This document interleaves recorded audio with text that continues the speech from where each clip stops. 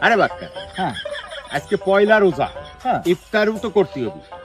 কি কি খাওয়া যায় তুই কত দে? সারাদিন রোজা থেকে সবই তো খেতে ইচ্ছে করে। আরে পাগল, আজকে ইফতারি খাইয়ে শেষ করে ফেলবো। বিরিয়ানি খাবো, দই খাবো, মুরগির রোস্ট খাবো।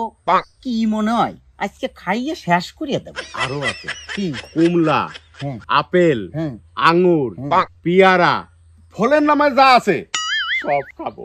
হ্যাঁ। আর ই করিস ভাই, ওই ট্যাং নিয়ে আসিস, কিন্তু শরবত খাতে হবে। ঠিক ঠিক, কারণ- অরিজিনাল ট্যাং।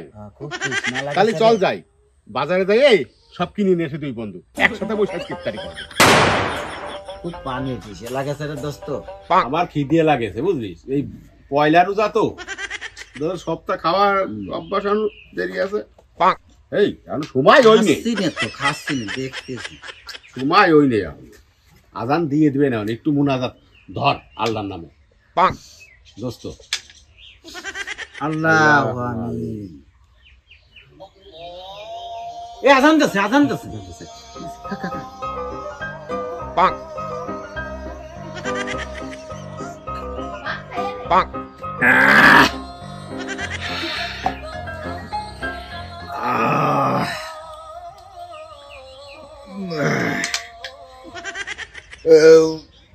এটা কথা কব, কও।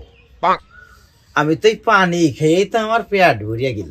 আমারও তো ভাবিছিলাম কত কিছু খাবো, ইফতারি শেষ করে ভিতরে দেখাবো, কিন্তু বিরিয়ানি রয়েছে, দই রয়েছে, রোস্ট রয়েছে, কিছুই তো খাতে পারলাম না। এখন কেমন করা শোনে, ফল তো আর যাচ্ছে না।